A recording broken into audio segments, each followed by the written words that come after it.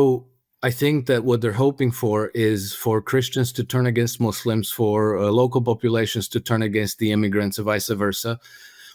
Left against right, black against white, whatever, whatever can deflect people's actual, real, justified grievances at some, let's say, either irrelevant or just partly relevant group, and orchestrate a bloodletting in this way, and then they can, crack down. They can take away our freedoms because, gosh, we can't have civil wars and people just slaughtering each other wholesale.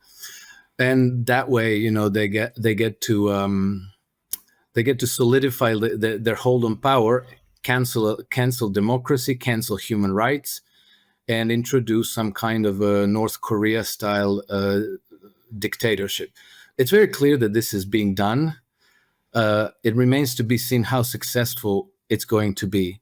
Hello, everyone, and welcome to GB News Originals. I'm Neil Oliver. My guest today is Alex Krainer. He was a hedge fund manager, but more recently, he'll be more familiar as a markets analyst. I've been listening to Alex for a good while now, viewing the global economic situation, and he has interesting things to say. It's a privilege to have some time with you, Alex. Thank you. Thank you very much for having me, Neil. Good to join you. Good. Now, I want to make the most of my time with you, so I'll get straight in. What we're seeing everywhere, the geopolitical picture around the world, war, talk of civil war all across the West, attacks on free speech, obviously. Do you see within it, I suppose, particularly with an economic, financial head-on, do you see any sign of a coherent ideology being pursued, or are we seeing scattergun panic at the highest levels? Well, I would say both. But I think there's definitely a coherent, if not ideology, then definitely an agenda. And I think that it's extremely important to appreciate this because it's the broadest possible context in which to interpret the events around the world. So, we had George Soros in May of 2022 during his annual address to the World Economic Forum, who formulated that what we're experiencing in the world today is a conflict between two systems of governance. And he framed it as open societies versus closed societies. I've heard other Western officials say something similar, but they would call it maybe a conflict between democracies and autocracies. I pondered this, and that's certainly true in part. But what I see is a conflict between one system of governance opposed to everyone else. So it's opposed not only to, let's call it, foreign adversaries like Russia, China, Iran, and so forth. It's also opposed to the domestic populations in these quote-unquote open societies. And we see that very clearly today. So basically, the one system of governance that's opposed to everybody else is the neo-colonialist, imperialistic system of governance that's rooted in the West. And it originates from the money-lending oligarchies that are headquartered in the city of London, with satellites like Wall Street, Paris, Berlin, Stockholm, Tokyo, and many, many minor ones. But basically, they operate through central banks, they operate through non-government organizations, through private contractors. And I think that we had in his 1963-64 book, Tragedy and Hope, Carol Quigley pretty much said that the powers of financial capitalism, which is the same thing as this oligarchy that I'm talking about, their goal is to dominate the world by dominating central banks in each nation, and to use that control to in order to exert dominance over the governments in every single nation. And so this is what we're opposed to. We have powers like Russia and China who are strong enough to, let's say, not submit to their diktat and to say no.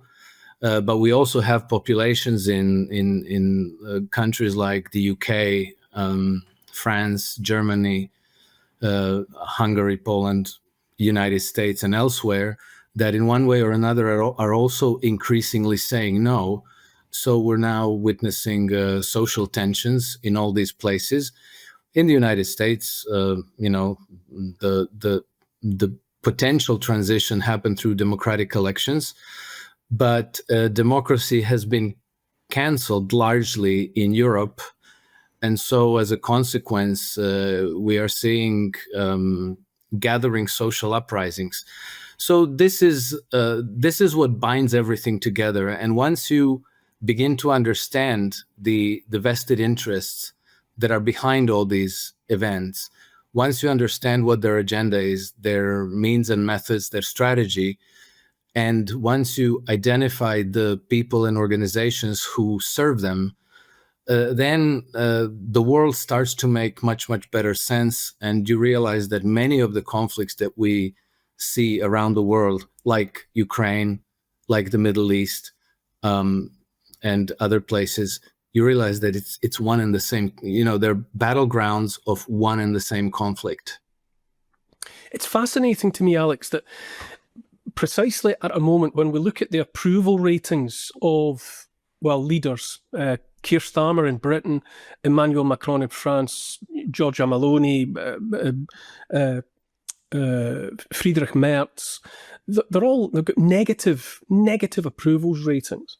And at the very time when clearly they're understanding that their peoples don't want them, it's at this moment that we're all being bombarded with this mood music and these earworms about civil war. It seems like such a blatant play that these are panic-stricken, last chance saloon people who can see that they're being pushed towards the exit, and that as a last roll of the dice, they're actually we're being bombarded with the idea that, you're going to be at each other's throats in no time. Yes, well, one of the simplest methods that they apply to keep themselves in power is exactly divide and rule. I think that going back a few years, their idea was to unify the West in a war against Russia.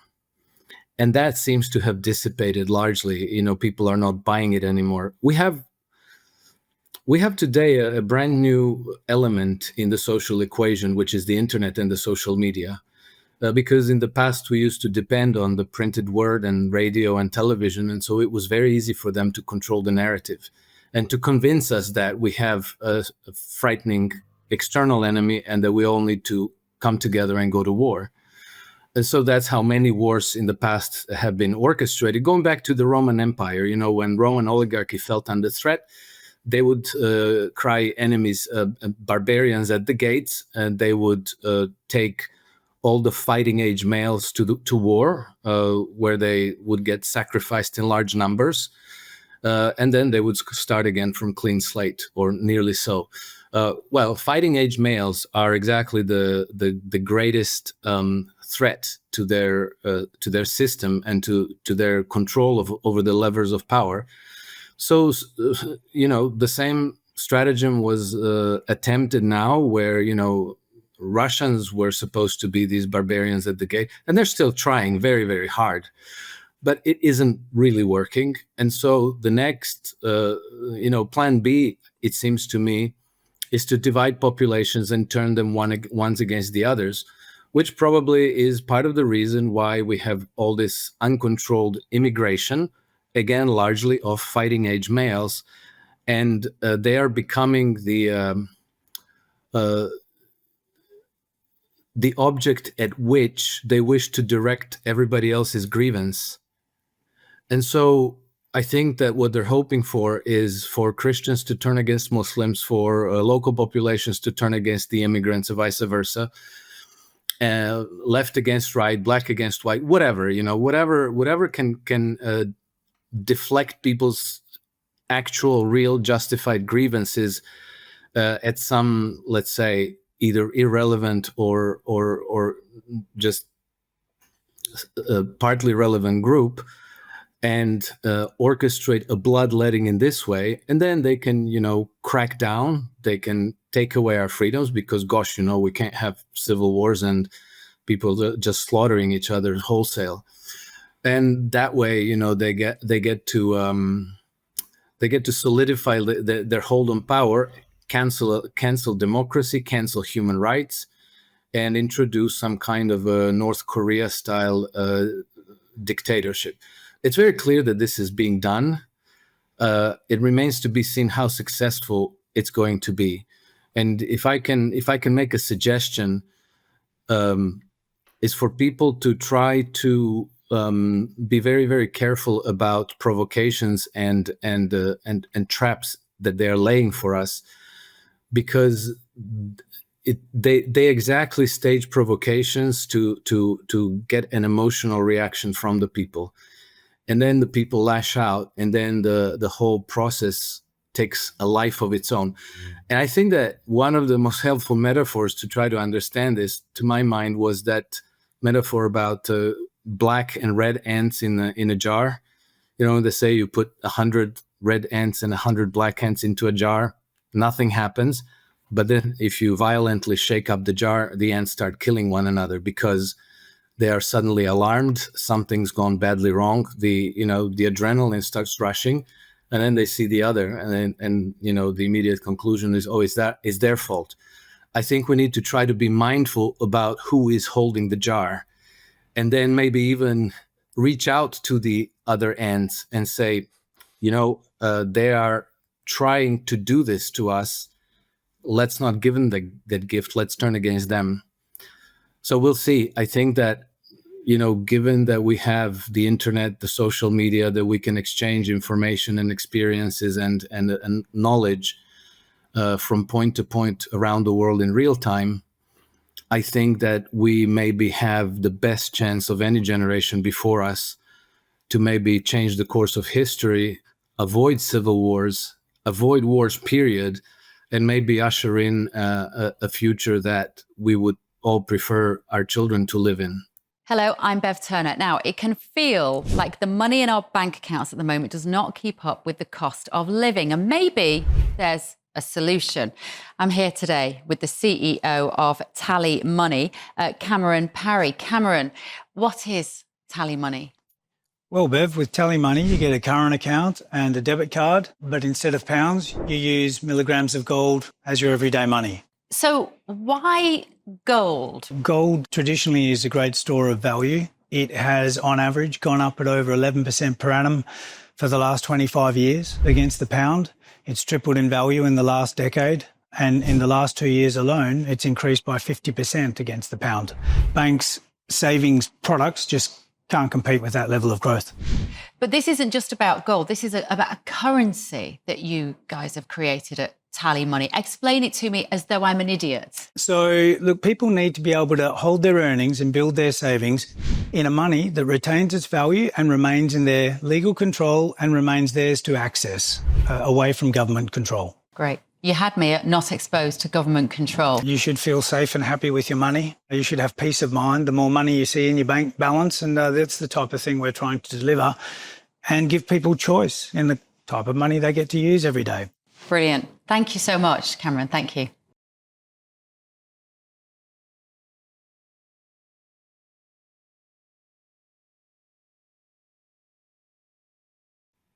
Yeah, I think that's why the methods that we're seeing right now in the last week are so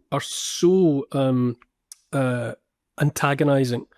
There's the temperatures have been made so high, and I do think it is because options are running out for the people trying to retain control. But to get to matters economic and financial, I've heard you say in more than one other location, or you've highlighted Britain as being particularly vulnerable economically at the moment.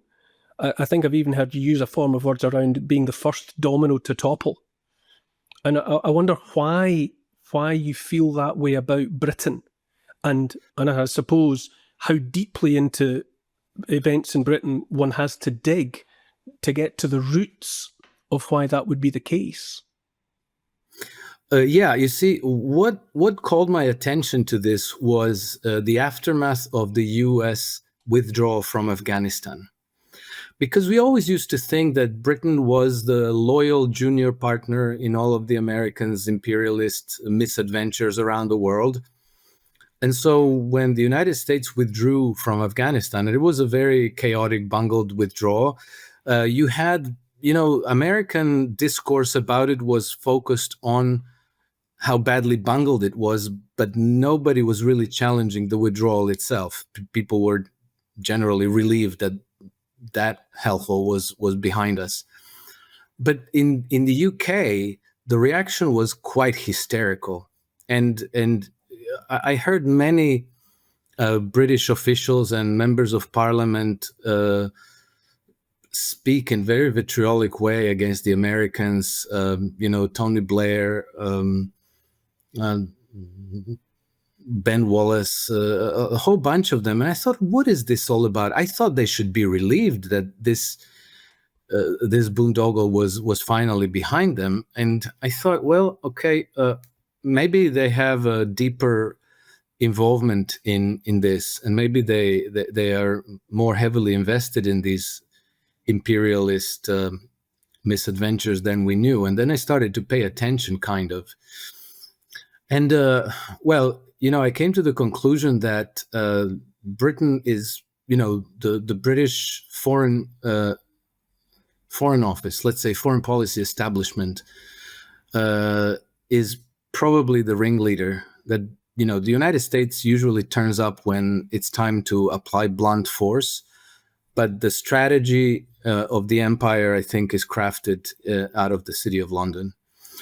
And so I then looked at the British, finances and economics, and it's very easy to realize that they're in a catastrophic state, even though it's very hard to get any concrete, accurate numbers about it. So if you look at official data, you see sluggish economic growth. You see that debt to GDP is about 100%. Unemployment is high, but not terribly high. Inflation is kind of under control, but if you go by the official government statistics, it's all going to be fine. And by 2026, inflation is not going to be a problem anymore, and on and on and on. And so it looks like bad stuff, but nothing to write home about. Nothing panic-inducing at all. But then you have very suspicious things like Keir Starmer gets elected, comes into number 10 Downing Street, and then suddenly he discovers a 22 billion pound black hole in the finances of the nation. And suddenly this is big, terrible, bad news, except that same Keir Starmer, when he was in opposition, was talking about, first I think about 36 billion pound black hole. And then he was talking about 67 billion pound black hole. And then he corrects himself and he says, no, not 67, 76 billion pound black hole at the core of the nation's finances. So probably the actual state of things is worse than we know. And then last summer, I think July, more or less, Bank of England announced that they were getting into the repo markets. And that's a very bad red flag, because repo markets is where, banks lend money to each other so that at the end of each day, they could balance their books. So if Bank A can't balance their books because they're short on cash, they will enter into a repo transaction with another bank that will lend them the funds so they could close their books and balance them in that way. Now, this is easy business for easy money for banks because they earn very short-term interest on these transactions, and so it's very routine business. And usually, if the repo market breaks down, it's because one or more institutions in the system are becoming insolvent, and the other institutions are declining to lend them money. And so now you're looking at a major liquidity event where the whole system could grind to a halt. And this is where the central bank has to come in as the lender of last resort. And then you see them flooding practically infinite amounts of money into the system in order to keep it from grinding to a halt. And so this happened, I think, about July last year, that Bank of England announced that they were getting into the repo market. And they said that they would kind of be a bit more open-minded about what they accept as collateral. So if they give you cash, you need to give them collateral. And normally it has to be very high quality collateral because nobody's interested in going bankrupt because they lent a fellow institution money. Now Bank of England was saying, well, we have to be open-minded and we have to accept much broader classes of collateral in order to make the repo markets work. And I suspect that a lot of this has to do with the Project Ukraine, where I think Britain is by far the largest investor. I think that the British establishment has bet the ranch on Project Ukraine. And now those Ukrainian bonds, I don't know what they're worth right now, but they're certainly not good as collateral. And I think that this is why the Bank of England stepped in, because there was the risk that the price of those bonds was going to collapse, and then a lot of large financial institutions in the UK would fail. So this is what I'm going on. I don't have more specific information about that because it's extremely difficult to come by. But you can tell by the conduct of the Bank of England, of the government, that something seems to be very, very badly wrong. So is that in that international financial market of bank dealing with bank and national banks looking at national banks, is Britain being perceived as having got itself into a situation where it's sitting on particularly bad IOUs? It's just made a session of bad, just taken a series of bad bets because of the depth of the hole it was in. Yeah. It seems that way. It's not in the financial press for the most part. I don't see much about it in the. It's kind of hush hush. Mostly, all the commentary, all the analysis are focused on the United States, U.S. market, then China, Europe, and so on. But nobody seems to be talking a whole lot about Britain. But one simple thing I've been tracking was the price trajectories of European bonds, of British gilts, and of the United States 10-year Treasury. And I think that from the time when the United States withdrew from Afghanistan until now, I'll speak off the top of my head because I looked at it this last maybe a month ago. I think that the U.S. 10-year Treasuries lost about 10 to 15%. The European bonds lost about 25%, and the British gilts lost very close to 30%. So it seems to me that the markets have singled out Britain as the weak links. And, that usually is a good sign because, markets, the collective wisdom of all the market participants in the system, it can get things badly wrong in the short term, but in the long term, they tend to get things right. And so right now, the markets are telling us that the UK is the weak link in this whole mess. So, I mean, if there's a kind of if I could put it this way, that if there's a kind of a bad smell coming from Britain, when other people are sharing the room with it, And if you're right about it being imminent, the consequences of all of this, what happens as far as ordinary people in their day-to-day lives are concerned? Yeah, that's a great question, because imminence is a very, very relative term. That is, it's let's say that when you're faced with an overhang of unpayable debts, there are two ways to go about it. Well, there's more than two ways. You can try to increase the wealth in the system.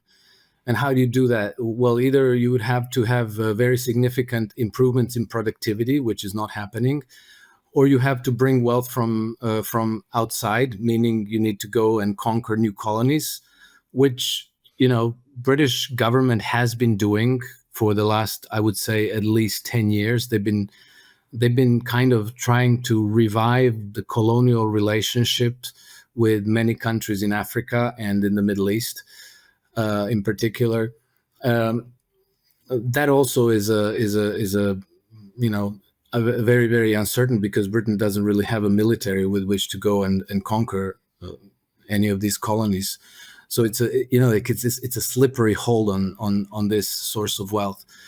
And then otherwise you have, without bringing new wealth or improving productivity, you can impose harsh austerity. So you can start cutting spending and imposing higher taxes on the system.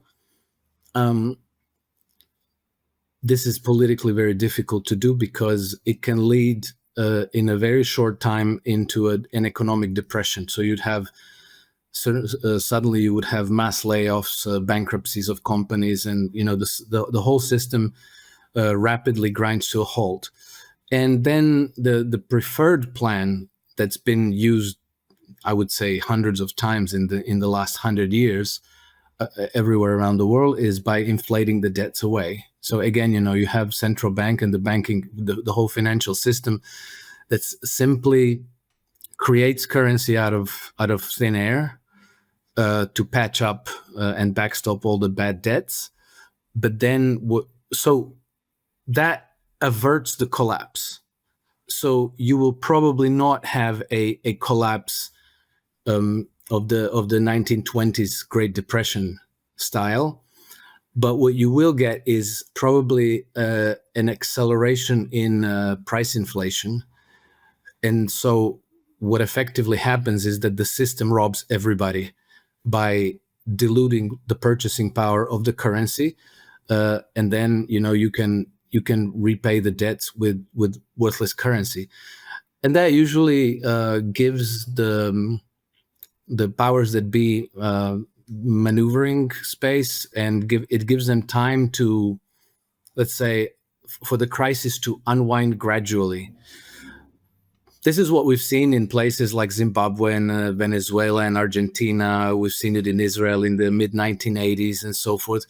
It's ugly. It's difficult. It really can tear social fabric apart, but it happens gradually.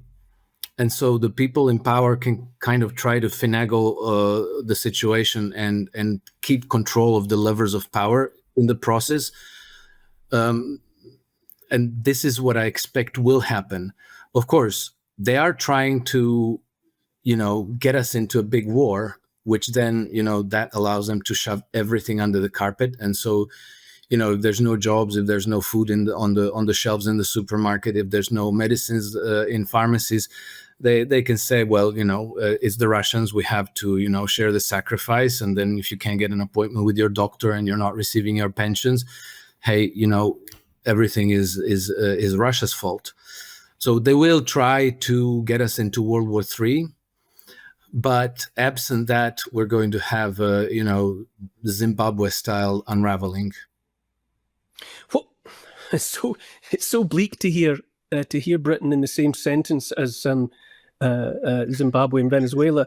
It's not really a company in which someone of my generation expects to hear Britain being to hear Britain joining. But how are you to read what's happening with President Trump putting all sorts of pressure on Europe, on Britain, to lean into economic strife in relation to India, China, Russia.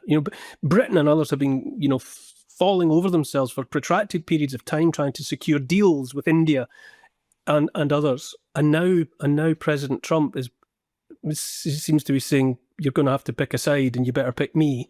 And if you're going to pick me, you'll have to, sanction or tariff the life out of China and India. What prospect for Europe there? Well, I'm not sure how to interpret Trump, but it seems to me that Trump is actually delivering on his promise to improve relations with Russia and on embracing multipolar integrations. This is at least, Secretary of State Marco Rubio explicitly said as much. He said that his government finds that the post-World War II global economic order was obsolete, that it has been weaponized against the United States, and that the new reality in the world is the multipolar integrations. Now, Trump, one day it seems like he's going that way. The day after, it seems like he's going in the exact opposite direction. So it's very hard to interpret, but I think that on balance of evidence, it seems to me that he is trying to extricate the United States from the traditional alliances with European powers, and that he is turning the course of American foreign policy in favor of multipolar integrations. Where do I see the evidence for that? Well, one of them was the statement by Marco Rubio and some other government officials in this sense. Then, he did in February already pick up the phone and call Vladimir Putin. And as we know now, the contacts between the American and the Russian side are very extensive, and they're more extensive than we know. We know that some of the discussion that are going on between them are secret. They're not known to the public. A few weeks ago, Tulsi Gabbard issued I forget what its name, D-notice, I think, or something like. No, that's not D-notice. It's some kind of a notice to American intelligence agencies not to share intel on American negotiations and discussions with the Russian counterparts. Then just a few days ago, he announced that he would be phasing out military aid to NATO member countries bordering Russia. Then I think this just happened today or yesterday, that RT has been unblocked in Poland. And this happened virtually hours after he held a meeting with the new Polish president, Nawrocki. So it seems to me that the United States is turning away from Europe. They're basically abandoning the Europeans to their own devices.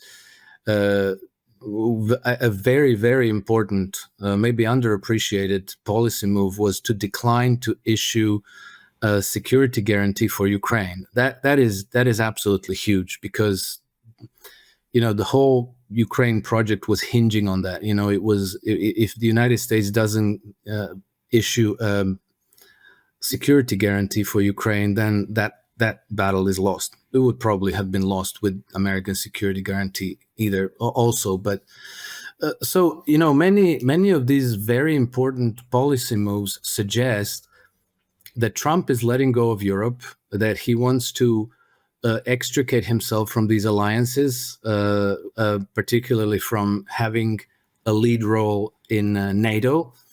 But at the same time, he wants to engage with European nations on an individual basis. So his government overtly supports AfD in Germany. They support opposition in, basically they in France. They support sovereigntist movements in all European nations. But in the meantime, the main game is East Asia and Russia. Russia has an estimated $75 to $90 trillion worth of natural resource wealth, and they can defend it. They can secure that. And then, China, India, these are the largest emerging markets in the world. They're not emerging anymore, but these are the largest and growing markets in the world. So if you want to turn the United States into a manufacturing superpower, which is what Trump claims that he wants to do, and I believe that that's what the idea is, then you want to make nice with the Chinese and with the Russians. And so I think that a lot of what is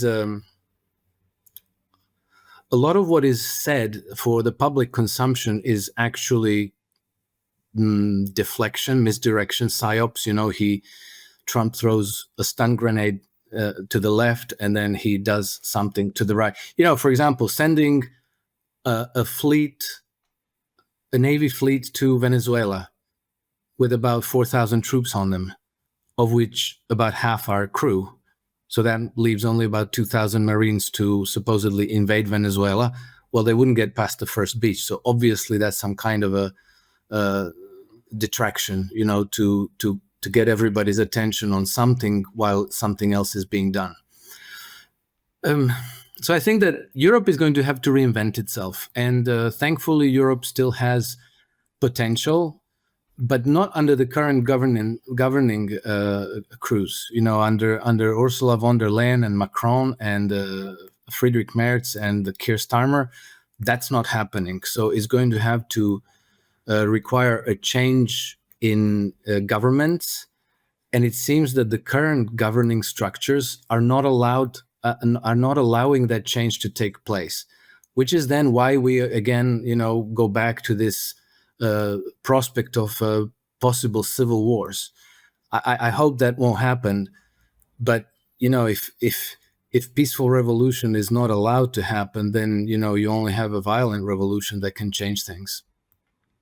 Yeah, I mean, I think if there, I wouldn't like to have to point at where I think when we last had democracy in Britain, but I certainly don't think we have it anymore. And as you say, I certainly don't think it's evident anywhere across Europe at the moment.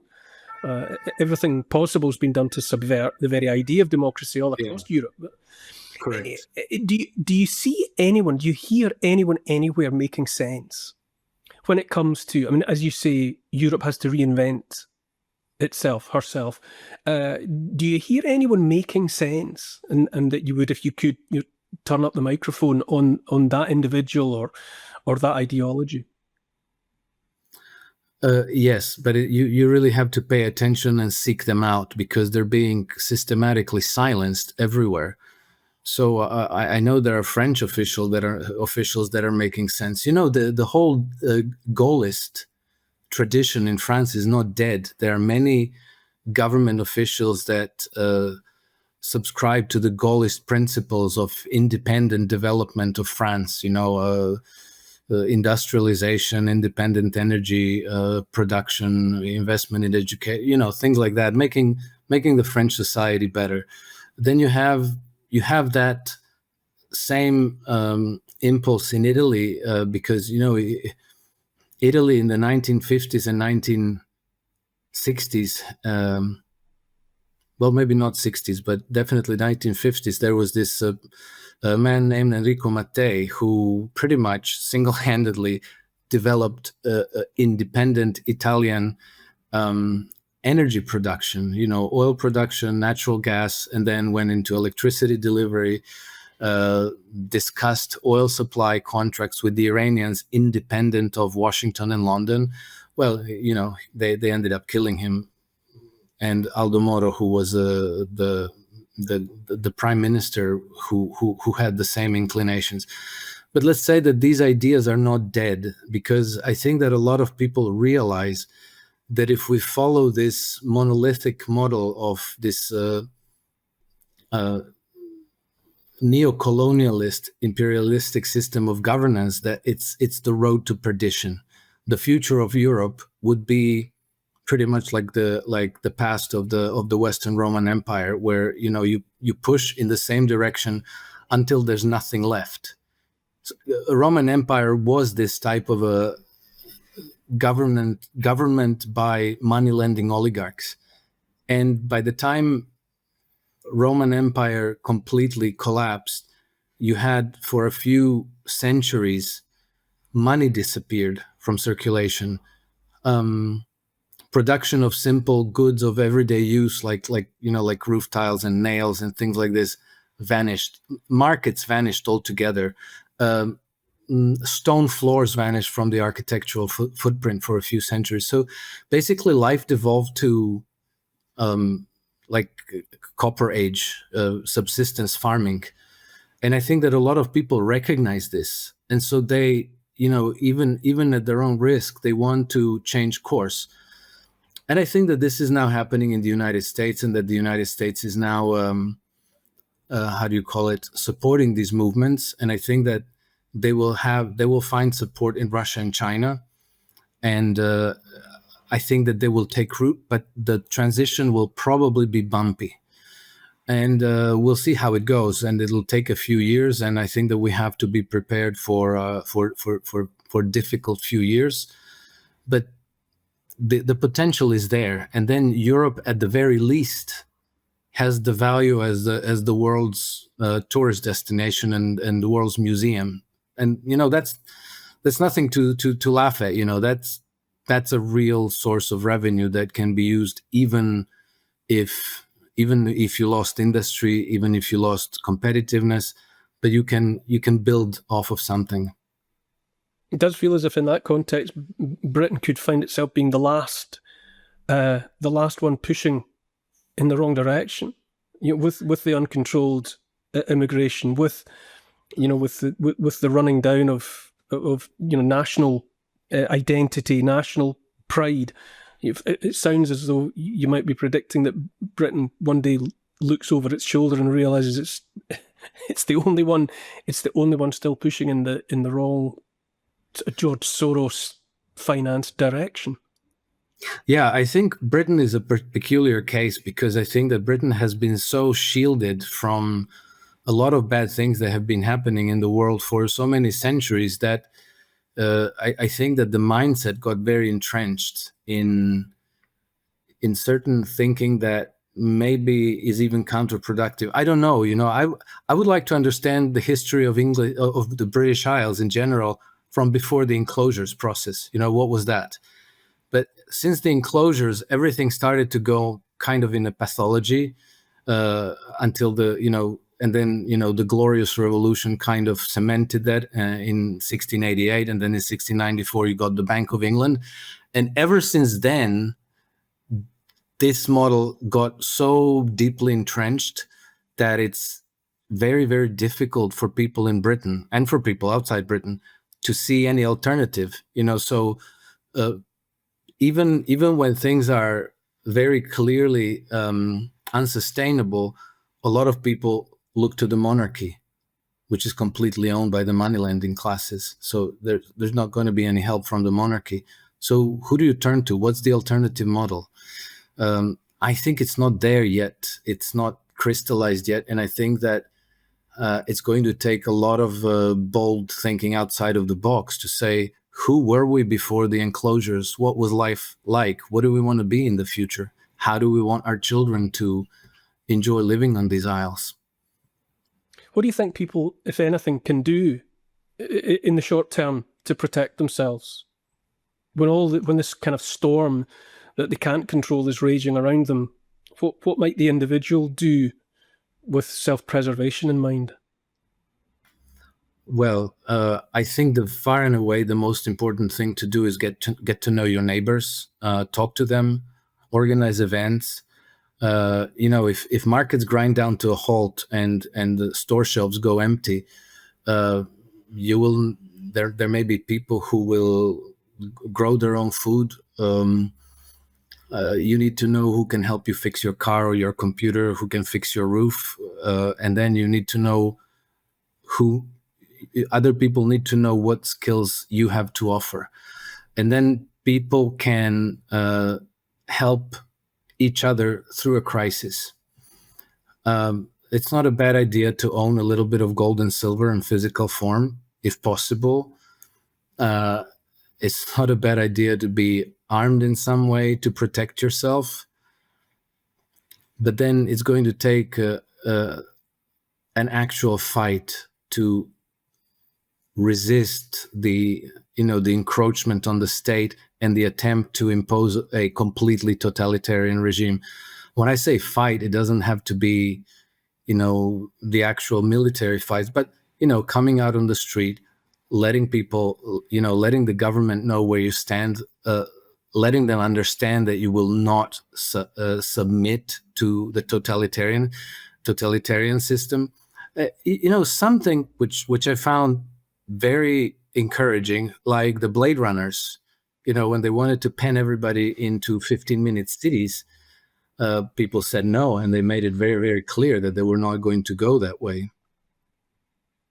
It's very interesting to me that you should say it, because a good friend of mine that I've made in the last few years, he's an investor, and he encourages investment into private enterprise. And I said to him, if I had any money, which I don't, what would you advise me to invest it in? And he said, at the moment, it's not about money. He said it's about connections and contacts. He said you need to just invest in your relationships with useful people. Absolutely. Even the government tells you that's the most important thing. And I'll tell you how I know this, because about 3 years ago, so in 2022, I was invited to an event called Think Local in Ireland, which was organized by 5 perfectly, you may know some of them, 5 perfectly law-abiding Irish professionals who understood that, hard times are coming, and they just wanted to organize a get-together of the local community. And it was incredibly hard to organize it. They organized it they had to organize it at a secret venue, because the government forced the first 2 venues to cancel them.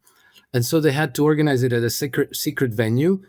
First the fake venue, and then somebody had to go to the fake venue to tell everybody, no, it's not here, it's over there, just so that the government wouldn't know where it was and that they couldn't cancel them. So we had the event, and it was phenomenal. It's simply beautiful to spend time with like ordinary, interested, inquisitive local people, and to discuss problems and solutions. And you immediately see there are so many solutions. There's no need to be sitting home afraid. And you quickly learn who does what. And, if you needed this, that's the guy to call. And, that's all easy to do, because even if, let's say, you don't know anybody who could help you fix your roof, 100% you're 1 or 2 degrees of separations from somebody who can. So all you have to do is you call the next guy and he says, do you know anybody? And they'll say, yeah, I do. And problem solved, And a lot of these things that, in the money economy might cost a lot of money, in this informal economy might cost very little, very little. You could get a lot of great services for, a pack of coffee or a pack of cigarettes. Yeah. So, I would invest maybe in coffee and cigarettes, and maybe even some liquor, because when things get really, really bad, that's the kind of tradable item that can help you out, So, yeah. And then the second time they wanted to organize the same event, they actually managed to cancel them at the very last moment. So the gathering was about to take place, and then they were forced to disperse. So that's, the point being, the government authorities know that they have to prevent these local networking gatherings in order to keep power. So that tells you that that's exactly what we need to do. I think that's the grassroots optimistic note that I'd like to end on. It's been a fantastic, wide-ranging conversation for me, Alex. For your time, Alex Krainer, thank you very much. Thank you for the invite, and warm greetings to all your viewers and listeners. Thanks for watching GB News Originals. I'm Neil Oliver. If you've enjoyed this content, don't forget to click the link and subscribe. And if you haven't already done so, go to the App Store and download the GB News app.